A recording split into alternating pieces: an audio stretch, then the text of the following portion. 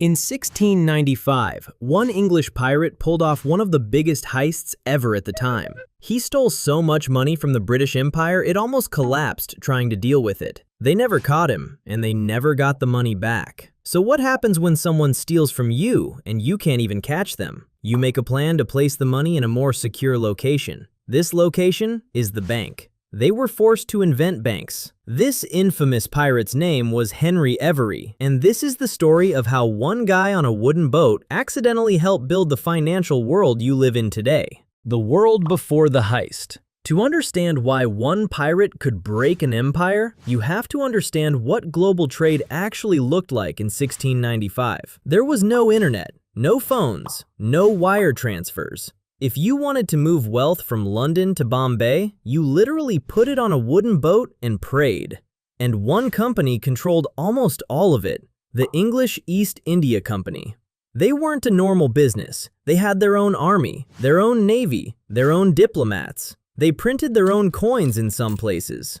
They were closer to a country than a corporation. But here's the catch. None of it worked without permission from one man, Aurangzeb, the Mughal Emperor of India, the richest ruler on earth at the time. His empire produced roughly 25% of global GDP. India, in 1695, was basically the world's factory and the world's vault all at once. Silk, cotton, spices, gemstones, anything worth buying came out of India. And every English ship that wanted to trade there needed Aurangzeb's blessing. So picture the setup. The East India Company is hauling Indian goods back to London and making a fortune doing it. Their entire business, every warehouse, every shareholder, every shipment sits on top of one fragile assumption, that the emperor stays happy. And in September of that year, somebody made him very, very unhappy. Meet Henry Every. Henry Every was English, probably from Devon. The records are sloppy. Even his name shows up 4 different ways in different documents. Avery, Every, Long Ben, John Avery. He started as a sailor in the Royal Navy, then a slaver, then a privateer, which in those days basically meant a pirate the government liked. In 1694, he was first mate on a ship called the Charles II.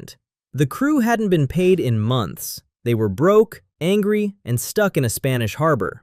Every saw his opening. One night, while the captain slept off too much wine, Every and the crew quietly cut the anchor lines and sailed off with the entire ship. They renamed it the Fancy, because why not, right? Steal something that's not yours and name it the Fancy. And just like that, a king's warship was now a pirate ship. And Every wasn't interested in robbing fishing boats. He sailed the Fancy around the southern tip of Africa, up into the Indian Ocean, and parked himself near the entrance to the Red Sea. Because once a year, every year, the most valuable convoy on earth came through there, the Pilgrim Fleet. Every summer, Muslim pilgrims from across the Mughal Empire would sail to Mecca for the Hajj. And on their way back, they came home loaded with everything they'd earned trading at the holy cities. Gold, silver, silk, jewels, decades of accumulated wealth, all moving in one direction at the same time. Every wanted that convoy. And in September of 1695, he found it. The Heist. The ship was called the Ganj-i-Sawai. Translation? Exceeding treasure. It belonged personally to Aurangzeb. It carried 62 cannons and 400 soldiers and around 600 passengers, including women from the imperial family. It was the largest ship in the Indian Ocean. The Fancy had 46 cannons, about 113 men. By any rational calculation, attacking the Ganj-i-Sawai was suicide. Every attacked anyway. And then 2 things happened that shouldn't have. 2 things that changed history forever. First, the Fancy's opening broadside cut the Ganj-i-Sawai's main mast clean in half. Without a main mast, a ship that big can't maneuver. It became a floating fortress that couldn't move. Then, as the Mughal gunners returned fire, one of their own cannons exploded. The blast killed its crew, set the deck on fire, and the rest of the gunners panicked. Then, Henry Every's men climbed aboard. What happened next isn't a battle, it's an atrocity. By every account we have, the pirates spent days on board, torturing crewmen for hidden treasure. When they finally left, they took everything: gold coins, silver, pearls, saffron, ivory, worth somewhere between $100 and $200 million in modern money, from a single ship in a single attack. Each man on the Fancy walked away with about 1,000 English pounds in personal share, roughly $250,000 per pirate, in a time when a normal sailor earned 10 pounds a year.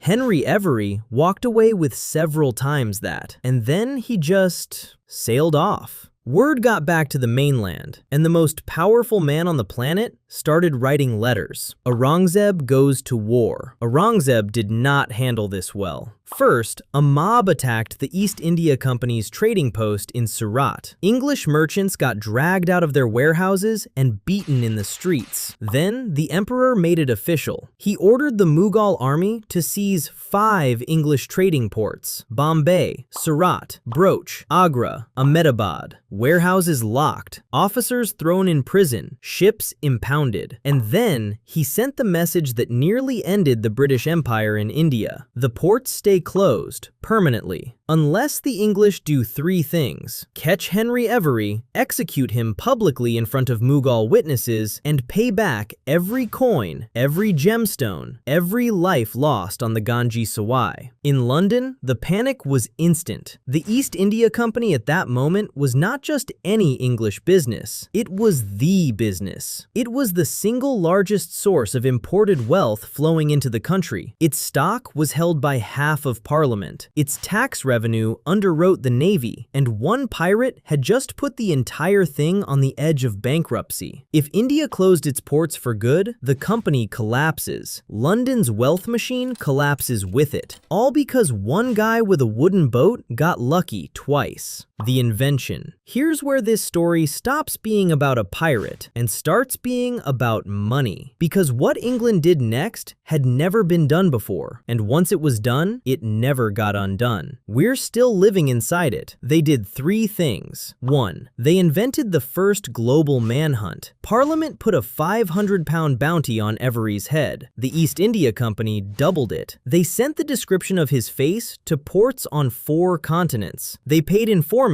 in the Caribbean, the Bahamas, the American colonies, Ireland. They printed wanted posters.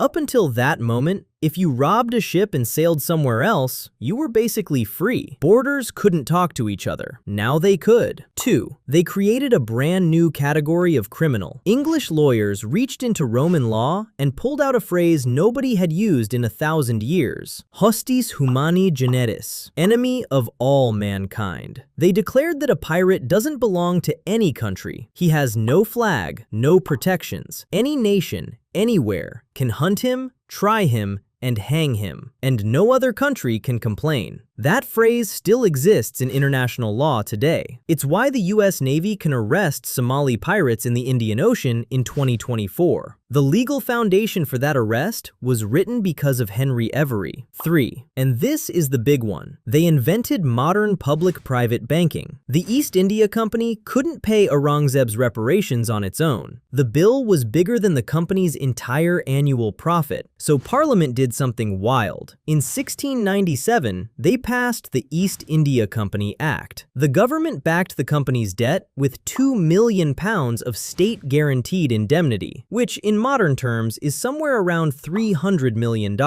Read that sentence again. The government promised, for the first time, to backstop a private corporation's losses with public money because the company was, quote, too important to fail. 300 years before the phrase "too big to fail" existed, England had already done it, and once that idea existed, it never went away. Bank bailouts, deposit insurance, federal guarantees on private debt, the Federal Reserve stepping in to save Wall Street in 2008. All of it traces back to a panicked Parliament trying to clean up after one pirate. After all that, the bounty, the manhunt, the new category of criminal, the Act of Parliament, the state-backed indemnity, they never caught Henry Every. 6 of his crewmen were captured in London in 1696 and hanged at the docks. But not for the Ganj-i-Sawai. The British government very quietly tried them for stealing a smaller, different ship, because trying them for the Mughal heist would have meant admitting in open court what actually happened on board. That would have made the diplomatic situation with Aurangzeb worse. They literally rewrote the charges to protect the cover-up.